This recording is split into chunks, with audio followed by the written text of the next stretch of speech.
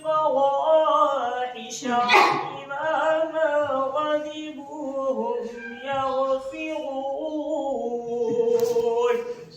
شاہدہ بے شک اور وہ جو بڑے بڑے گناہوں اور بے حیائیوں سے بچتے ہیں اور جب غصہ آئے معاف کر دیتے ہیں.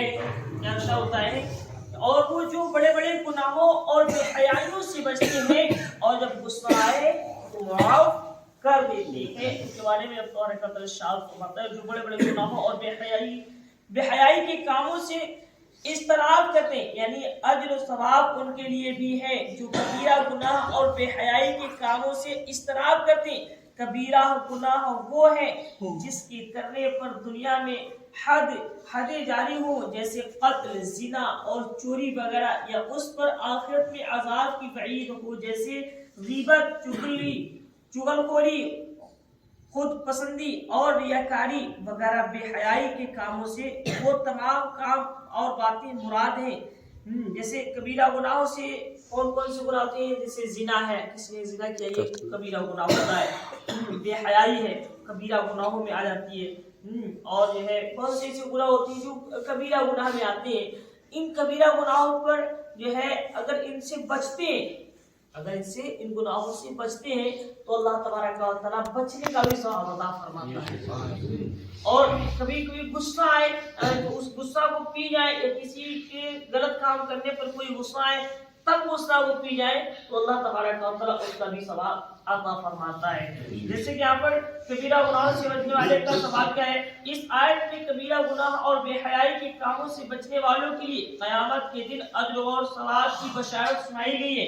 کبیرہ گناہ سے بچنے والوں کے بارے میں ایک اور مقام پر ارشاد ہوتا ہے ان تجتنبوا کبائر ما تنهون عنه نكفر عنكم سيئاتكم وندخلكم مدخلا کریما. شاہد اگر کبیرہ گناہ سے بچتے رہو جن سے تمہیں منع کیا جاتا ہے تو ہم تمہارے دوسرے گناہ بخش دیں گے. سبحان اللہ.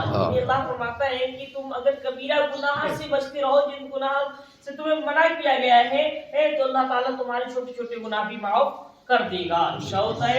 اور حضرت ابو ایوب انصاری رضی اللہ تعالیٰ عنہ سے روایت ہے تاجدار رسالت صلی اللہ علیہ وسلم نے ارشاد فرمایا جس نے اللہ تعالیٰ کی عبادت کی اور اس کے ساتھ کسی کو شریک نہ ٹھہرایا، نماز قائم کی، زکوٰۃ ادا کی، رمضان کے روزے رکھے اور کبیرہ گناہوں سے بچتا رہا تو اس کے لیے جنت ہے. سبحان اللہ. کبیرہ گناہ سے ہی بچتا رہا، روزہ رکھی، زکوٰۃ بھی دی اور تمام جو کام اچھے تھے وہ کرتا رہا تو اللہ تعالیٰ اس کے لیے جنت ہے. شاہد ہے. ایک شخص نے عرض کی یا رسول اللہ صلی اللہ علیہ وسلم کبیرہ گناہوں میں کیا گناہ ہے؟ نبی اکرم صلی اللہ علیہ وسلم نے ارشاد فرمایا اللہ تعالیٰ کے ساتھ شرک کرنا، کسی مسلمان کو ناحق قتل کرنا اور کفار سے جنگ کے میدان میں سے انہیں پیٹ دے کر فرار ہونا. یہ کبیرہ گناہوں میں آتے ہیں. یعنی قتل کرنا بھی آ جاتا ہے، کفار کے ساتھ جنگ کرنے گئے اور میدان سے بھاگ گئے، یہ بہت بڑا گناہ ہے. پیٹ دکھانا بھی بہت بڑا گناہ ہے. ان تمام بچے اور شباب اور بے حیائی کے کاموں سے بچنے والوں کے بارے میں ایک اور مقام پر ارشاد ہوتا ہے الذین یجتنبون کبائر الاثم والفواحش الا اللمم ان ربک واسع المغفرہ. جو بڑے گناہ اور بے حیائیوں سے بچتے ہیں مگر اتنا گناہ ان کے پاس گئے اور رک گئے، بے شک تمہارے رب کی مغفرت وسیع ہے. یہ چاہتا ہے کہ اگر تم گناہ کرنے کے لیے آمادہ ہو گئے اور وہاں تک تم پہنچ گئے، اس کے بعد تمہارے دل میں خیال آیا کہ اللہ دیکھ رہا ہے اس گناہ کو نہ کیا جائے، تو جب تم وہاں سے واپس آ جاتے ہو تو اللہ تبارک و تعالیٰ اس گناہ کو تو معاف فرماتا ہے، اس کے علاوہ جو چھوٹے چھوٹے گناہ ہوتے ہیں وہ بھی معاف فرما دیا جاتا ہے. کبھی کبھی گناہ کرنے کے لیے کیا ہوتا تو اس کے بعد بھی خیال آتا ہے کہ اللہ دیکھ تب گناہ سے اگر بچ جائے تو بہت بڑی بات ہوتی ہے اور بچتے رہنا چاہیے. حضرت سہیل بن سعد رضی اللہ تعالیٰ عنہ سے روایت ہے نبی اکرم صلی اللہ علیہ وسلم نے ارشاد فرمایا جو مجھے اس چیز کی ضمانت دے دے جو دونوں ٹانگوں کے درمیان ہے یعنی شرمگاہ اور جو دونوں جبڑوں کے درمیان ہے یعنی زبان تو میں اسے جنت کی ضمانت دیتا ہوں. اگر ہم اپنی شرمگاہوں کی حفاظت کر لیں اور اپنی زبان کی حفاظت کر لیں, گناہ کہاں سے ہوتا ہے؟ یا زبان سے ہوتا ہے یا پھر اپنی شرمگاہوں سے ہوتا ہے. تو میرے آقا ارشاد فرماتے ہیں اپنی شرمگاہ کی حفاظت کر لے اور اپنی زبان کی حفاظت کر لے تو میں اسے ضمانت دیتا ہوں کہ وہ جنت کا حقدار ہے. تو اگر آپ بولیں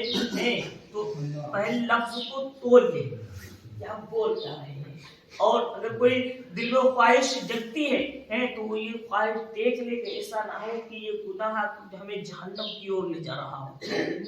تو ہمیں اور اس چیز کا بہت دھیان رکھنا ہے کیونکہ ہم نے سماعت کیا ہے کہ جہنم کی آگ جو ہے بہت خطرناک ہے.